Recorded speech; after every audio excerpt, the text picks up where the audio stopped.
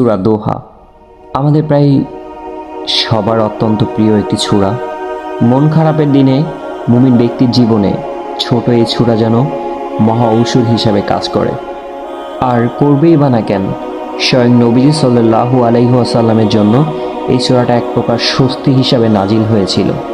আমাদের মন খারাপের দিনে, অলস দুপুর আর উদাস বিকেলে, যখন বিচ্ছিন্ন হয়ে থাকে অন্তর, যখন জানা অজানা কারণে হৃদয়টা কেবল ছটফটায়, যখন নাবিশ্বাস উঠে যায় মাঝে মাঝে, জীবন থেকে যখন আমাদের পালাতে ইচ্ছা করে ভীষণভাবে, সূরা আদ-দোহা যেন তখন আমাদের ঠিক ঠিক পথ দেখিয়ে নিয়ে চলে। আমরা তখন স্মরণ করি সূরা আদ-দোহার সেই আয়াতগুলি যেগুলোতে নবীজি সাল্লাল্লাহু আলাইহি ওয়াসাল্লামকে আল্লাহ সুবহানাহু ওয়া তাআলা শুনিয়েছেন আশা এবং ভরসার ঐশী বাণী। আল্লাহর যে কথাগুলো নবীজি সাল্লাল্লাহু আলাইহি ওয়াসাল্লামের অশান্ত হৃদয়কে প্রশান্ত করেছিল, গুমুট হয়ে থাকা জীবনের জন্য যে আয়াতগুলি ছিল ঝিরিঝিরি বাতাসের মতো স্নিগ্ধতায় ভরা। আল্লাহ সুবহানাহু ওয়া তাআলা কোরআনে বলেন, নিশ্চয়ই আপনার রব আপনাকে পরিত্যাগ করেননি, আর না তিনি আপনার উপর অসন্তুষ্ট।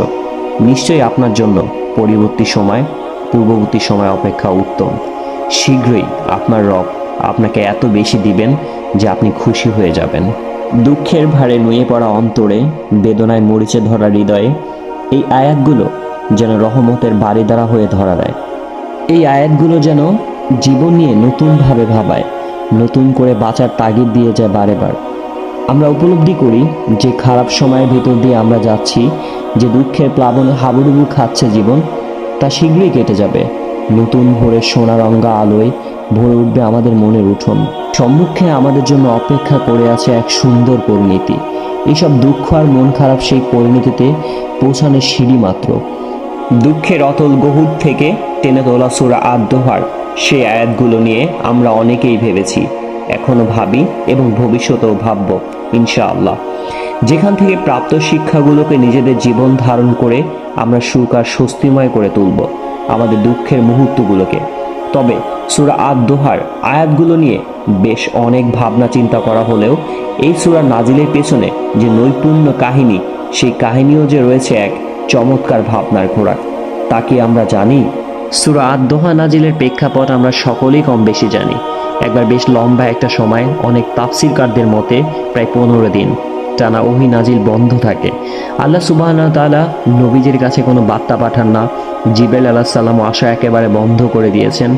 নিয়মিতভাবে নাজিল হতে থাকা ওহীর ধারাবাহিকতায় এমন ছন্দপতন নবীজিকে বেশ আশঙ্কায় ফেলে দিল। তিনি বেশ অস্থির হয়ে উঠলেন। এই সুযোগটা লুফে নিতে একটু ভুল করেনি মক্কার কুরাইশেরা। এতদিনে তারা মনের মতো একটা মওকা পেয়েছে, যেটা নিয়ে মুহাম্মদ সাল্লাল্লাহু আলাইহি ওয়াসাল্লামকে ত্যক্ত করা যাবে, তার অনুসারীদেরকে করা যাবে বিভ্রান্ত। তারা দলে দলে ভাগ হয়ে জনে জনে বলে বেড়াতে লাগলো, দেখছো দেখছো তোমরা, মুহাম্মাদের রব মুহাম্মাদকে ছেড়ে চলে গেছে।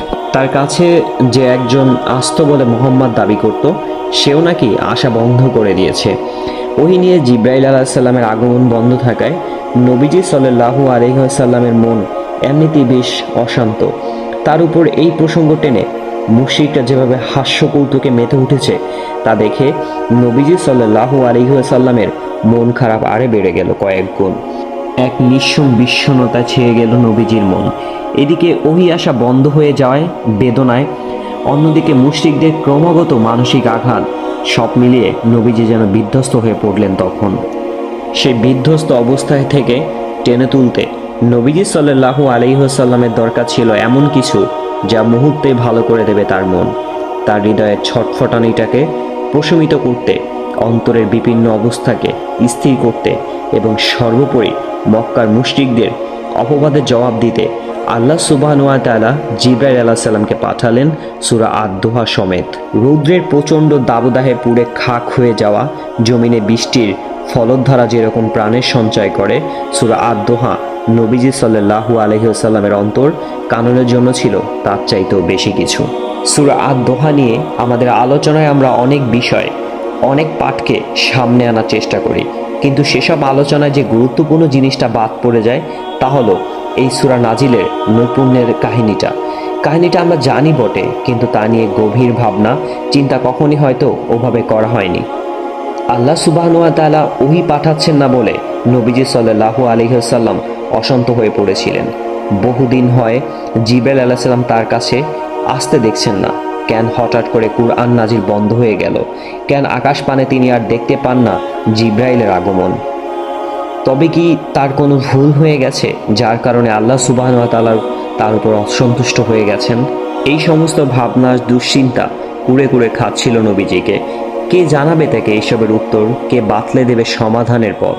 যে কোনো পরিস্থিতিতে আল্লাহ সুবহানাহু ওয়া তাআলার কাছ থেকে সমাধান নিয়ে এসে যে জিবরাইল নবীজিকে পথ দেখাতেন, আজ বহুদিন তার দেখা নেই। এটা কি স্বাভাবিক কোনো ব্যাপার? যাকে আল্লাহ সুবহানাহু ওয়া তাআলা পরিত্যাগ করেন তার জীবনের আর মূল্যটাই বাকি। মানসিক অশান্তি আর শত্রুপক্ষের নিরন্তর কথার আঘাত, সব মিলিয়ে নবীজি সাল্লাল্লাহু আলাইহি ওয়াসাল্লাম তখন পার করেছেন জীবনের কঠিন এক সময়। এরকম শ্বাসরুদ্ধকর আর গুমট সময়ের সাক্ষী হয়ে আছে সূরা আদ-দোহা। সূরাটা নাজিলের এই যে প্রেক্ষাপট, এখান থেকে আমাদের শিখবার কি আছে? নবীজির সমস্ত ব্যাকুলতা ছিল আল্লাহ সুবহানাহু ওয়া তাআলা তাকে পরিত্যাগ করেছেন কিনা তা ভেবে। আল্লাহর সান্নিধ্য ছিল নবীজির কাছে জীবনের সবচেয়ে সেরা প্রাপ্তি। ওহির মাধ্যমে আল্লাহ সুবহানাহু ওয়া তাআলার সাথে যে নিত্য নৈমিত্তিক সম্পর্ক গড়ে উঠেছে, সেটাই তার কাছে সমস্ত প্রাপ্তি, সমস্ত চাওয়া, সমস্ত আশা আকাঙ্ক্ষার ঊর্ধ্বে। এই প্রাপ্তির চেয়ে বড় কোনো প্রাপ্তি নেই। এই ভালোবাসা চাইতে মধুর কোনো প্রণয় নেই। এই সম্পর্ক চাইতে সুন্দর কোনো বন্ধন নেই। যখন এই প্রাপ্তিতে সাময়িক বিরতি এলো, এই সম্পর্কে যখন নেমে এলো মুহূর্তের ছন্দপতন, নবীজি তখন জীবনের সবচেয়ে মূল্যবান সম্পদ আল্লাহ সুবহানাহু ওয়া তাআলাকে হারিয়ে ফেলার আশঙ্কায় দিশাহারা হয়ে পড়লেন। আল্লাহকে হারানোর এই ব্যাকুলতা, এই আবেগ নবীজি সাল্লাল্লাহু আলাইহি ওয়াসাল্লাম অনুভব করতে পেরেছিলেন। কারণ আল্লাহর সাথে তার সম্পর্কটা ছিল একেবারে অন্যরকম। আল্লাহ সুবহানাহু ওয়া তাআলাকে তিনি ততখানি ভালোবেসেছিলেন যতখানি ভালোবাসলে সামান্য দূরত্বেও মহাকালের সময় দীর্ঘ লাগে। আমরা যদি আমাদের জীবনের দিকে তাকাই, আমাদের জীবনে কোথাও কি আমরা আল্লাহর জন্য সেই ব্যথা, সেই আবেগ আর সেই ব্যাকুলতা অনুভব করি যা করতে পেরেছিলেন নবীজি সাল্লাল্লাহু আলাইহি ওয়াসাল্লাম? যখন দোয়া করেও কোনো ফলাফল দেখতে পাই না, আমরা কি কখনো এভাবে ভেবেছি আল্লাহ সুবহানাহু ওয়া তাআলা আমাকে পরিত্যাগ করেননি তো? এমন কোনো পাপ কি আমি করেছি যার কারণে আমার রব অসন্তুষ্ট হয়ে আমার দোয়া কবুল করছেন না? শত চেষ্টা করেও যখন আমাদের চাকরি হয় না, আমরা কি তখন এভাবে ভাবি যে আল্লাহ সুবহানাহু ওয়া তাআলা কি কোনোভাবে আমার উপর নারাজ? তার অসন্তুষ্টির কারণে কি কঠিন হয়ে পড়েছে আমার রিজিকের রাস্তা? যখন আমাদের কোল জোরে আসে না কোনো সন্তানদি, কোনো এক বিষণ্ণ দুপুরে আমরা কি কখন এভাবে ভেবেছি কারো সাথে আমি কোনো অপরাধ করে বসিনি তো? জীবনের কোথাও কারো উপর জুলুম করার কারণে কি আল্লাহ সুবহানাহু ওয়া তাআলা আমাকে কোনো সন্তান দিচ্ছেন না? আমাদের ব্যবসা থেকে বরকত উঠে যায়, সংসারে অশান্তি বিরাজ করে, সময়ের কাজে আমরা কুলিয়ে উঠতে পারি না, সালাতে মন বসে না, কোরআন তেলাওয়াতে অন্তর নরম হয় না। খুব সহজে আমরা ডুবে যাই হারামের মাঝে।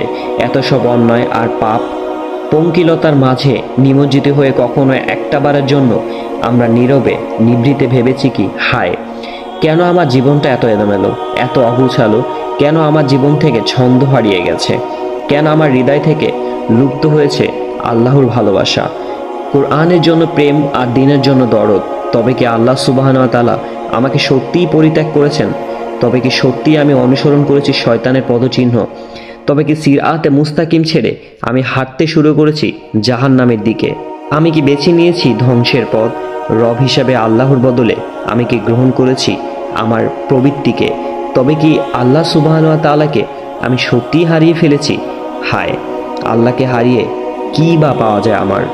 আয়নার সামনে দাঁড়িয়ে যদি এই প্রশ্নগুলো নিজেরা নিজেদের করতে পারি, জীবন থেকে আল্লাহর অনুগ্রহ হারিয়ে গেছে ভেবে যদি সেভাবে বেকুল হতে পারি যেভাবে ওহী আসা বন্ধ হওয়ায় ব্যাকুল হয়েছিলেন নবীজি সাল্লাল্লাহু আলাইহি ওয়াসাল্লাম, যদি হৃদয়ের গভীর থেকে চাইতে পারি রবের ভালোবাসা এবং ছেড়ে আসতে পারি সমস্ত অবদ্ধতা আর পক্ষিলতার পথ, তবে সূরা আদ-দোহার সেই সমস্ত সুসংবাদকে আমরা আমাদের জন্য ভাবতে পারি, যেখানে আল্লাহ সুবহানাহু ওয়া তাআলা বলেছেন নিশ্চয়ই আপনার রব আপনাকে পরিত্যাগ করেননি আর তিনি না আপনার প্রতি অসন্তুষ্ট।